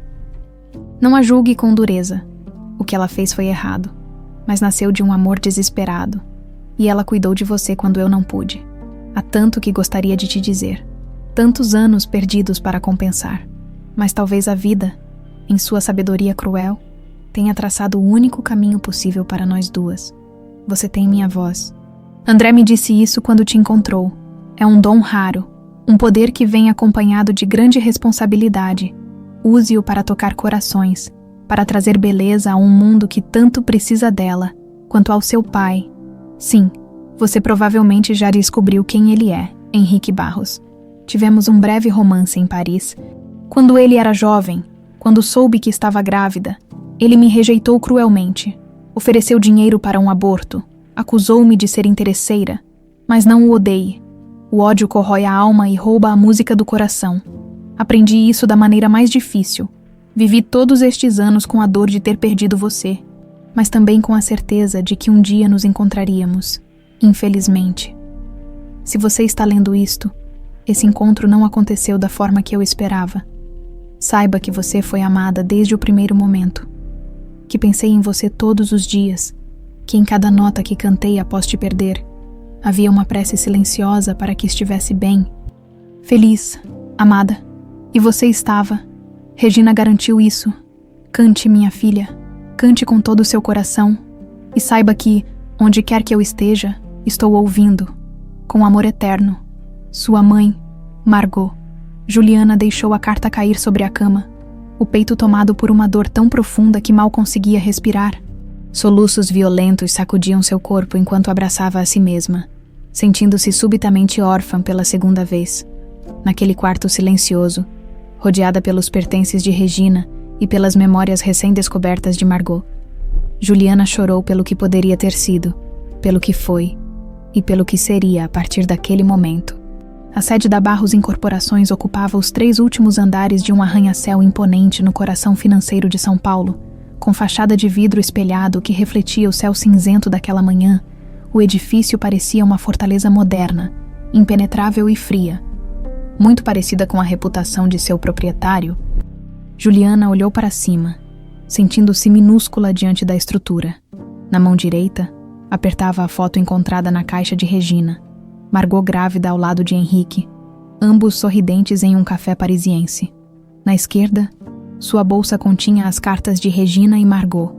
A partitura manuscrita e todos os recortes sobre sua mãe biológica. Haviam se passado 3 dias desde o funeral de Regina, 3 dias de luto, raiva e uma determinação crescente que a trouxera até ali. Tem certeza que quer fazer isso agora? Perguntou Helena, que insistira em acompanhá-la. Você ainda está de luto. Talvez seja melhor esperar. Não! A voz de Juliana era firme. Esperei minha vida inteira sem saber. Não vou esperar nem mais um dia. Na recepção luxuosa do 48º andar, uma secretária de tailleur impecável ergueu os olhos quando Juliana se aproximou. Gostaria de ver Henrique Barros.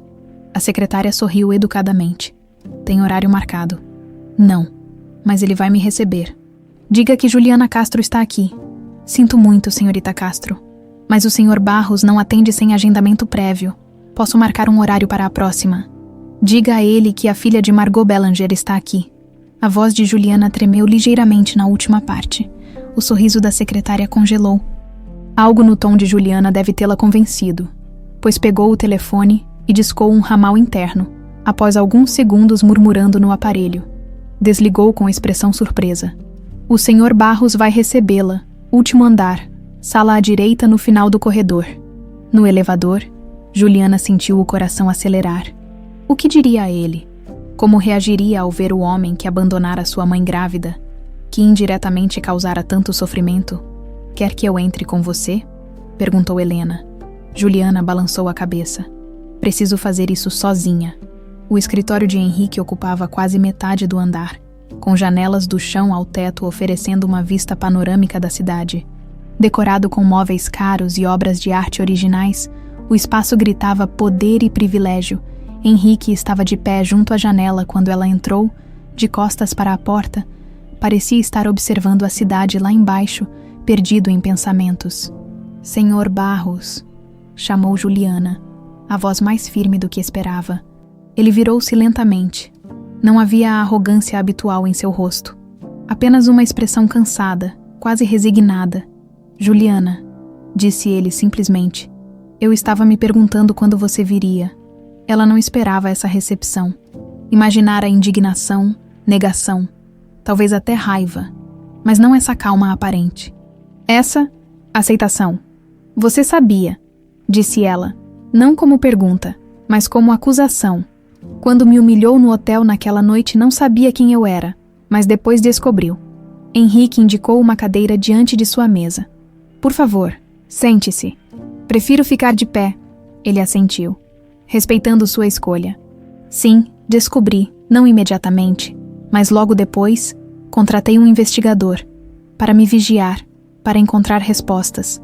Henrique passou a mão pelos cabelos grisalhos, um gesto que o fez parecer subitamente mais velho, mais vulnerável. Quando você cantou naquela noite, foi como ouvir um fantasma. A voz dela, o mesmo timbre, a mesma alma. Juliana tirou a foto da bolsa e a jogou sobre a mesa dele. Conhece esta foto? Henrique olhou para a imagem e algo em seu rosto desmoronou. Por um momento, pareceu que ia tocar a foto, mas sua mão parou a meio caminho, como se não merecesse esse contato. Sim, foi tirada em nosso último dia feliz juntos. Sua voz era quase um sussurro. No dia seguinte, ela me contou sobre a gravidez. E você a rejeitou. A voz de Juliana tremia de raiva contida. Ofereceu dinheiro para um aborto. Chamou minha mãe de interesseira. Henrique não negou. Olhou diretamente nos olhos de Juliana, sem desviar o olhar. Sim, fiz tudo isso e pior. Era jovem, egoísta, covarde. Meu pai esperava que eu voltasse ao Brasil para assumir os negócios da família. Um filho fora do casamento, com uma cantora estrangeira, não fazia parte dos planos. Ele fez uma pausa. Não estou me justificando. Não há justificativa para o que fiz. Ela te amava, acusou Juliana, sentindo lágrimas queimarem seus olhos. Nas cartas que deixou, mesmo depois de tudo, ela pede que eu não te odeie. Um soluço engasgado escapou da garganta de Henrique, surpreendendo Juliana. Nunca imaginara que aquele homem poderoso pudesse demonstrar tamanha fragilidade. Eu não a merecia, disse ele. A voz embargada. Nem a ela, nem a você. Você sequer a procurou depois. Tentou saber o que aconteceu com ela, com o bebê.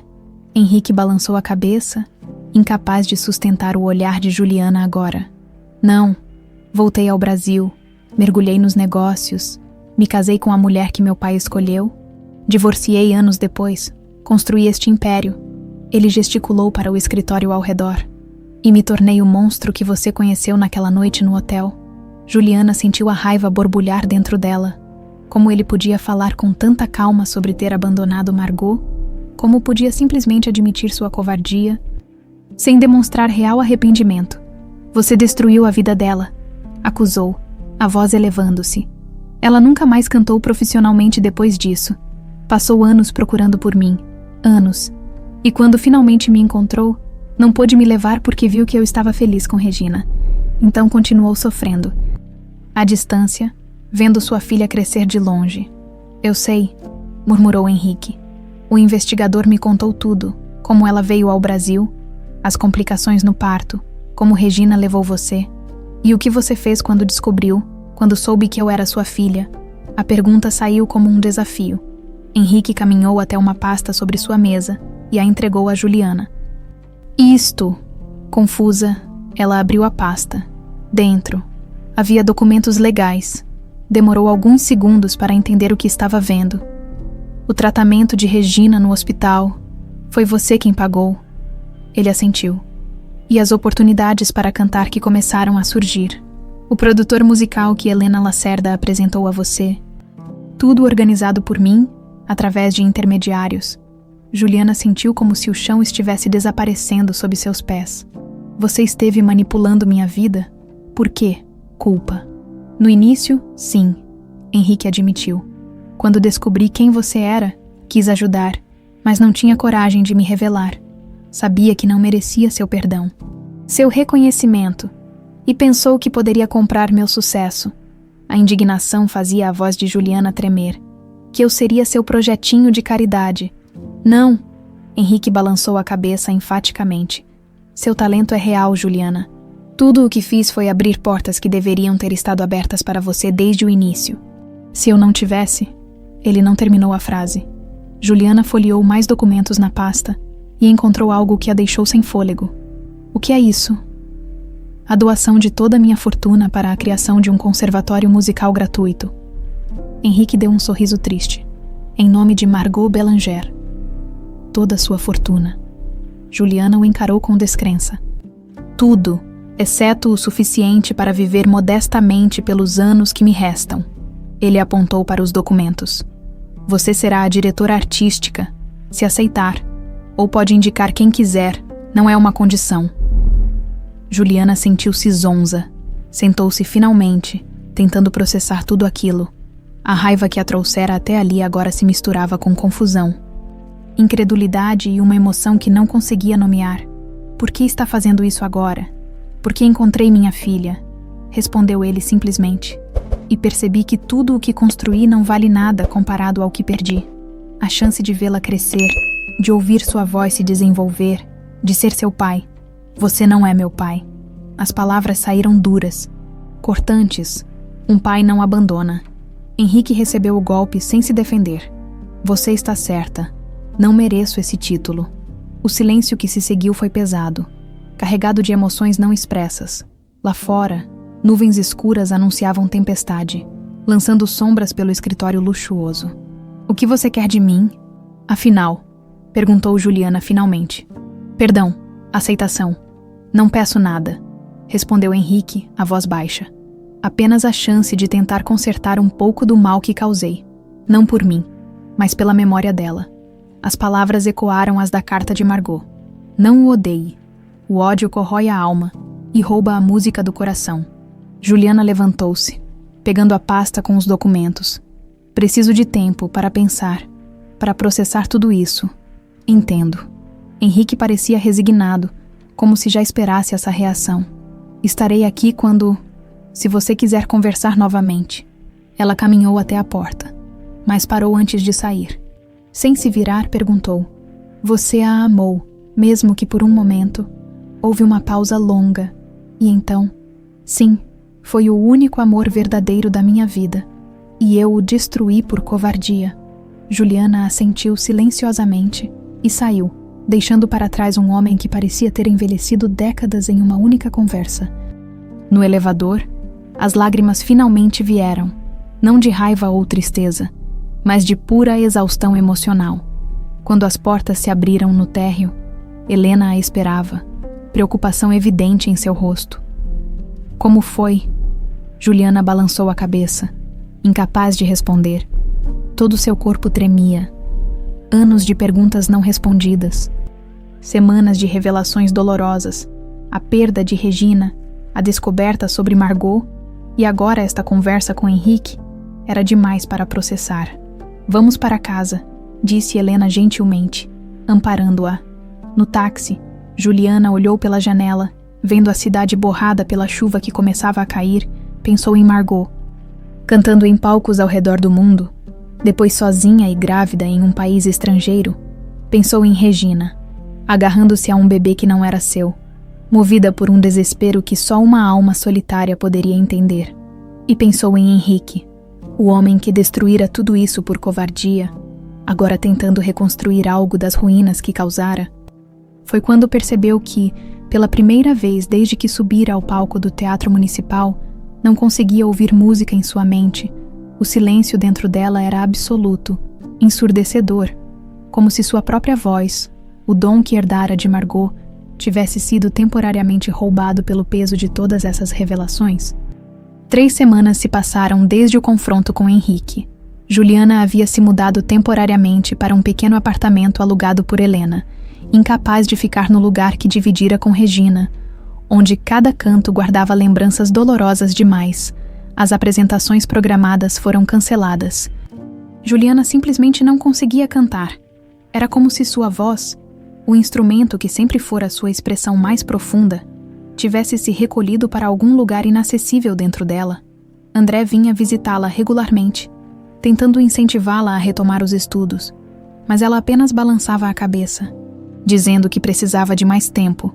Não é saudável ficar assim, trancada entre 4 paredes, disse Helena numa tarde chuvosa, enquanto observava Juliana encolhida no sofá, folheando distraidamente a partitura manuscrita de Margot.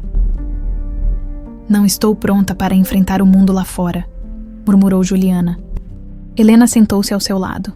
Há algo que gostaria de lhe mostrar, algo que talvez a ajude a seguir em frente. Juliana ergueu os olhos, curiosa apesar de si mesma. O quê? O conservatório? A construção está quase concluída. Um lampejo de interesse cruzou o rosto de Juliana. Havia lido os documentos que Henrique lhe dera, mas não conseguira reunir coragem para verificar se ele realmente estava cumprindo a promessa de criar o conservatório. Não sei se consigo vê-lo agora. Não precisa falar com Henrique, ele nem estará lá hoje. Helena pegou sua mão. Juliana, você está se afogando em luto. Por Regina, por Margot, até mesmo pela vida que poderia ter tido. Talvez seja a hora de começar a nadar em direção à superfície. Algo nas palavras de Helena tocou um ponto sensível em Juliana. Era verdade. Estava se permitindo afundar em uma espiral de dor e autocomiseração, quando tanto Regina quanto Margot teriam desejado vê-la seguir em frente. Usar seu dom?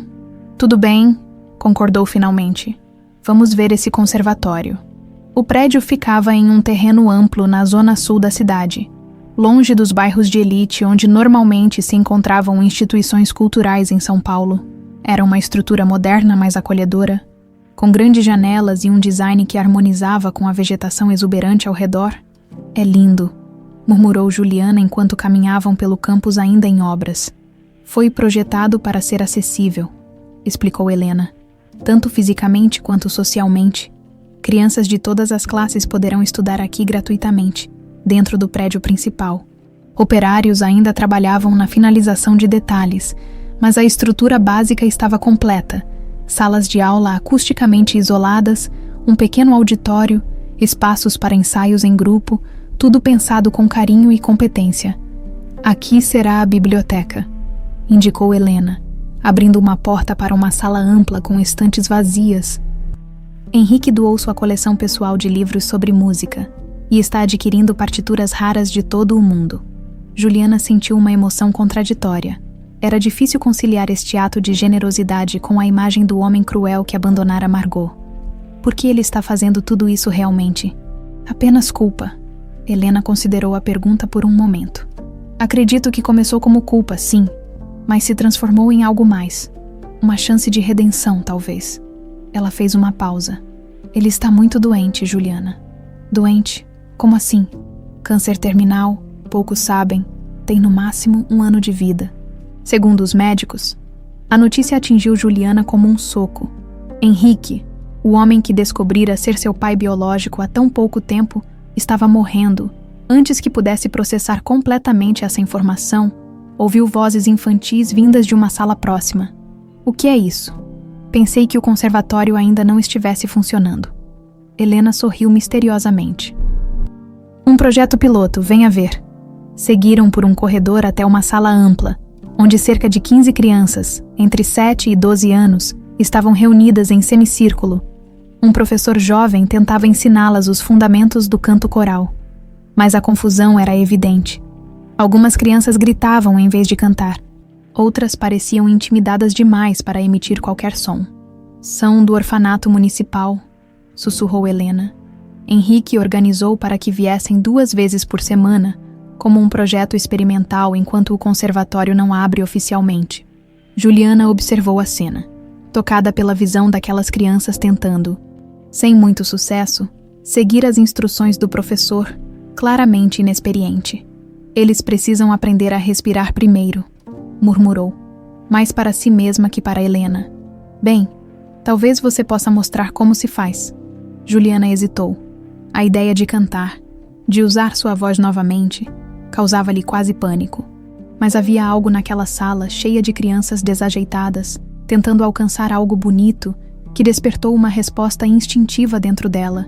Sem planejar conscientemente, deu um passo à frente. Entrando na sala, o professor interrompeu-se no meio de uma frase, reconhecendo-a imediatamente. Sua breve apresentação no Teatro Municipal tinha gerado bastante burburinho no meio musical. "Senhorita Castro!" exclamou ele. Surpreso e um pouco intimidado, as crianças olharam para a recém-chegada com curiosidade. Uma menina pequena, de tranças e olhos enormes, sussurrou audivelmente: "Quem é ela?" "Uma amiga", respondeu Juliana, surpreendendo-se com a naturalidade em sua própria voz. "Posso mostrar uma coisa para vocês." O professor assentiu entusiasticamente, cedendo-lhe o espaço central. Juliana olhou para as crianças, sentindo uma estranha calma se apoderar dela. Não havia expectativas aqui, nenhuma pressão de corresponder a um legado, nenhum fantasma para confrontar. Apenas crianças curiosas e a música como uma ponte entre elas. "Antes de cantarmos, precisamos aprender a respirar", começou ela, colocando as mãos sobre o diafragma. "A voz começa aqui, não na garganta." As crianças a imitaram, colocando as mãozinhas nas barrigas com expressões concentradas. "Agora, vamos inspirar contando até 4, segurar por 2 e soltar lentamente contando até 6. A sala encheu-se com o som da respiração coletiva. Algumas crianças exagerando comicamente o som, fazendo as outras rirem. "Isso mesmo", encorajou Juliana, sorrindo. "A música começa com a respiração, como a vida." Algo estava acontecendo dentro dela, enquanto guiava aquelas crianças nos exercícios básicos. Um nó que nem percebera que existia começava a se desfazer. A voz que se escondera nas profundezas de seu ser parecia lentamente emergir, como um animal tímido saindo da toca. "Vamos tentar uma nota simples agora, todos juntos." "Ah!" 15 vozes infantis elevaram-se em uma cacofonia desafinada que, de alguma forma, continha uma beleza própria. A beleza do esforço genuíno, da tentativa sincera. "Maravilhoso", disse Juliana, e realmente o achava. "Agora vou cantar e vocês tentam me acompanhar, nota por nota." Sem pensar, sem analisar, ela deixou sua voz fluir, começando com uma melodia simples, quase uma canção de ninar.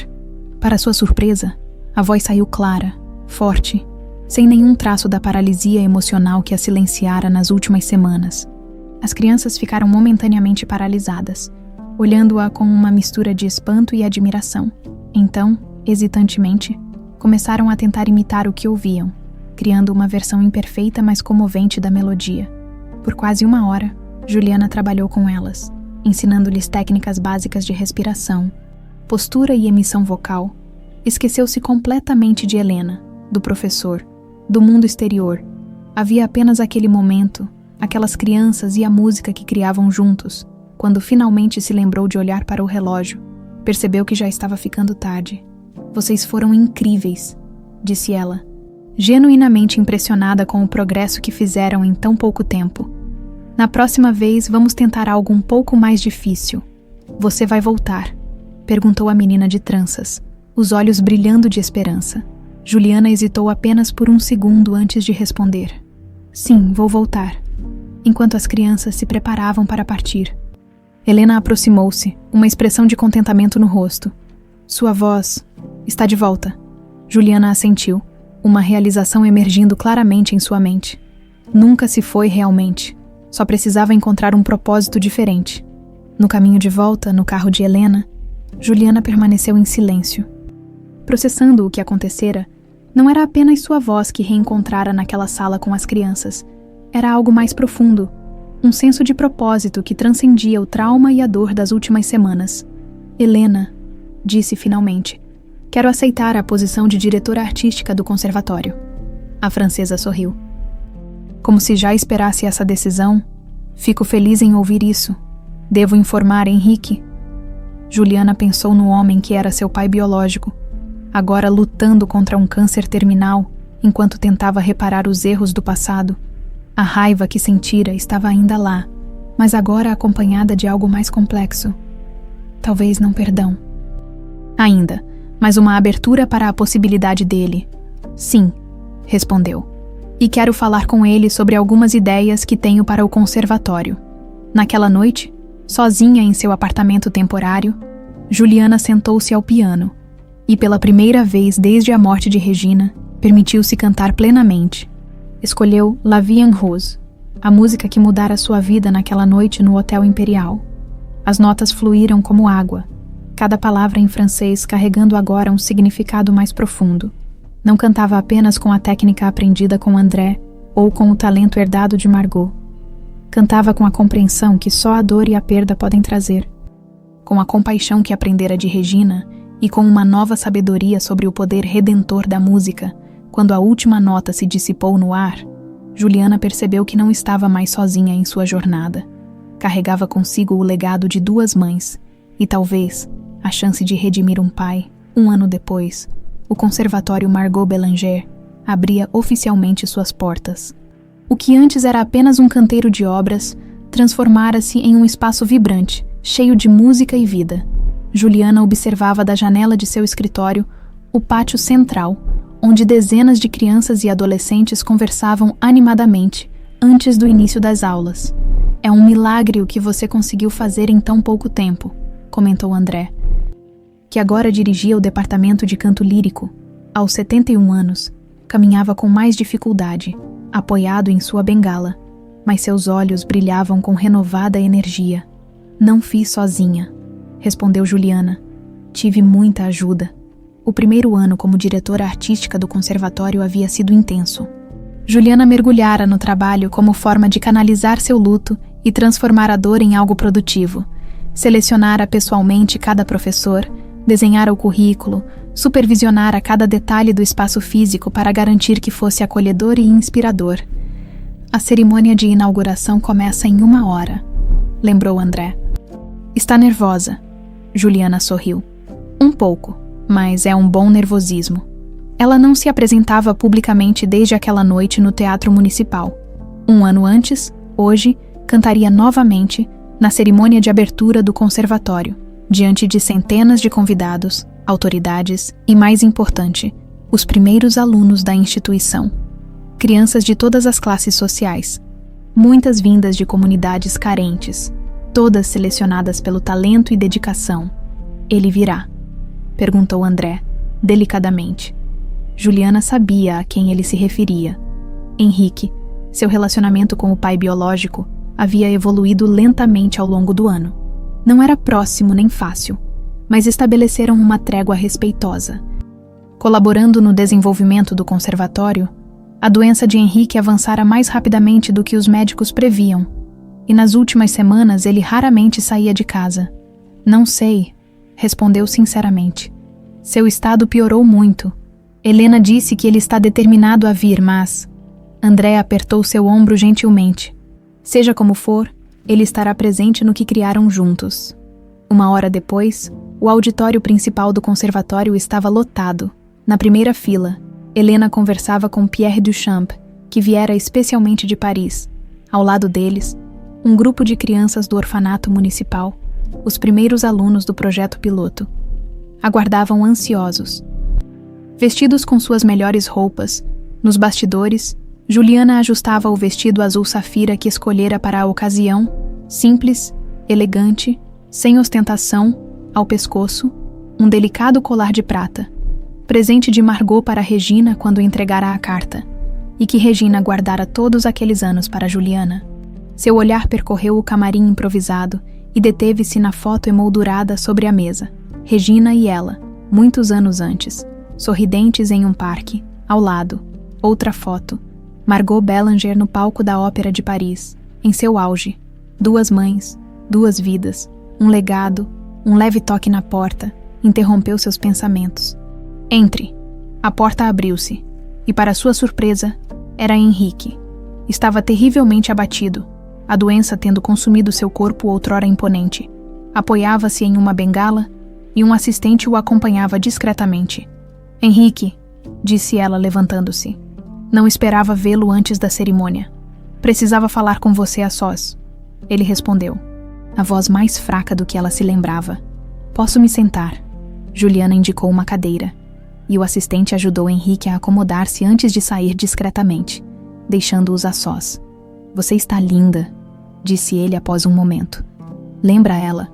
Não era a primeira vez que Henrique fazia essa observação. Sempre com a mesma nota de tristeza e admiração na voz. Obrigada por vir, respondeu Juliana. Sei que não tem sido fácil para você. Henrique fez um gesto de descarte com a mão. Os médicos não queriam que eu saísse da cama, mas eu disse a eles que não perderia isto por nada. Um silêncio caiu entre eles.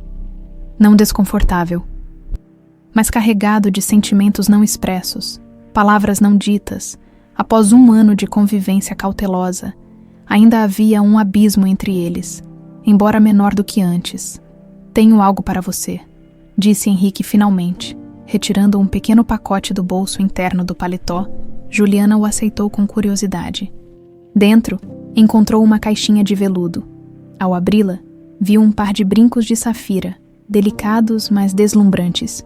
Eram dela, explicou Henrique, a voz embargada. Dei a ela em Paris, no nosso primeiro mês juntos. Ela os usava quando... Ele não conseguiu terminar. Quando cantava, completou Juliana suavemente. Henrique assentiu. Meu investigador os encontrou entre os pertences que ela deixou em Paris. Achei que você deveria tê-los hoje.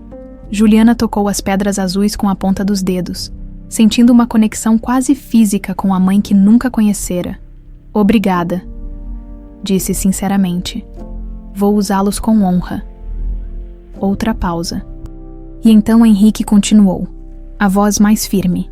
Quero que saiba que não espero seu perdão, Juliana. O que fiz a Margot, e por extensão a você, é imperdoável. Mas quero que saiba que este último ano, trabalhando com você neste conservatório, conhecendo a mulher extraordinária que você se tornou apesar de mim, não por minha causa, foi o melhor ano da minha vida. Havia uma finalidade em suas palavras que não escapou a Juliana. Era uma despedida. Os médicos disseram que tenho poucas semanas, confirmou ele, lendo sua expressão. Mas estou em paz. Fiz o que pude para consertar pelo menos uma pequena parte do mal que causei. Juliana não sabia o que dizer. Nos últimos meses, sua raiva inicial por Henrique havia gradualmente se transformado em algo mais complexo. Não exatamente perdão, mas uma forma de aceitação. Ele nunca seria o pai que ela poderia ter tido, mas era o pai que estava tentando ser agora, no tempo que lhe restava. Este conservatório, disse ela finalmente. É tanto seu legado quanto de Margot. Centenas de crianças terão a chance que eu quase não tive. Isso significa algo. Um leve sorriso cruzou o rosto cansado de Henrique. Você tem a bondade dela também, não apenas a voz. Uma batida na porta anunciou que estava na hora. Henrique levantou-se com dificuldade. Estarei na última fila, disse ele. Quero ouvir você cantar uma última vez. O auditório silenciou quando Juliana subiu ao palco. Sob as luzes, usava os brincos de safira, que cintilavam discretamente, como pequenas estrelas. Bem-vindos ao Conservatório Margot Bélanger, começou ela. A voz clara e firme. Este lugar nasce de uma história de perdas e reencontros, de erros e redenções. Nasce da crença de que a música pode transformar vidas, pode curar feridas, pode construir pontes onde antes havia apenas abismos. Seus olhos percorreram a plateia, detendo-se momentaneamente nas crianças do orfanato, em André, em Helena e, finalmente, na figura solitária de Henrique na última fila, parcialmente nas sombras. Hoje, canto em homenagem a 3 pessoas que moldaram minha vida de maneiras diferentes. Regina Castro, que me criou com amor incondicional. Apesar de tudo, Margot Bélanger, cujo sangue e talento correm em minhas veias, e cuja busca por mim nunca cessou. E Henrique Barros, que teve a coragem de enfrentar seus erros e transformá-los em algo que beneficiará gerações. Um murmúrio surpreso percorreu o auditório à menção de Henrique. Poucas pessoas conheciam a verdadeira relação entre eles. Juliana viu-o baixar a cabeça. Emocionado, a música que escolhi hoje é La Vie en Rose. Foi a primeira que cantei publicamente, e é um elo que me conecta à minha mãe biológica, a meu pai e ao destino que me trouxe até aqui. Quando a primeira nota deixou seus lábios, Juliana sentiu-se envolvida por uma sensação quase transcendental. Não era apenas sua voz. Era a voz de Margot também, e os anos de dedicação de Regina, e mesmo a presença de Henrique, todos entrelaçados em cada nota, cada palavra em francês que fluía dela. Quand il me prend dans ses bras, il me parle tout bas, je vois la vie en rose. Da última fila, Henrique o via com os olhos fechados. Deixando que as lágrimas corressem livremente por seu rosto envelhecido, naquela voz, ele ouvia ecos do passado, vislumbres do que poderia ter sido, e a certeza de que, apesar de tudo, algo belo e duradouro havia nascido de seus erros. Quando Juliana terminou, o silêncio reverente que se seguiu foi quebrado pela ovação mais calorosa que já recebera. As crianças da primeira fila pulavam de pé, algumas chorando abertamente. No fundo do auditório, uma jovem mulher desconhecida observava a cena com intensidade peculiar. Tinha os mesmos olhos de Margot, o mesmo porte elegante. Quando seus olhares se cruzaram por um instante, Juliana sentiu um reconhecimento inexplicável, como se estivesse olhando para um espelho de outra realidade. Antes que pudesse refletir sobre isso, a mulher desapareceu entre a multidão que agora aplaudia de pé. Após a cerimônia, Juliana caminhou pelos corredores do conservatório, tocando as paredes como se para confirmar que tudo aquilo era real. Da janela de seu escritório, viu Henrique sendo ajudado a entrar em seu carro, parecendo exausto, mas em paz. André encontrou-a ali, contemplativa. No que está pensando? Perguntou o velho professor. Em como a vida dá voltas, respondeu ela. Em como a música me trouxe até aqui, me reconectou com meu passado, me deu um futuro. Margot estaria orgulhosa, disse André, a voz embargada. Regina também. Juliana assentiu, sentindo uma paz que não experimentava há muito tempo.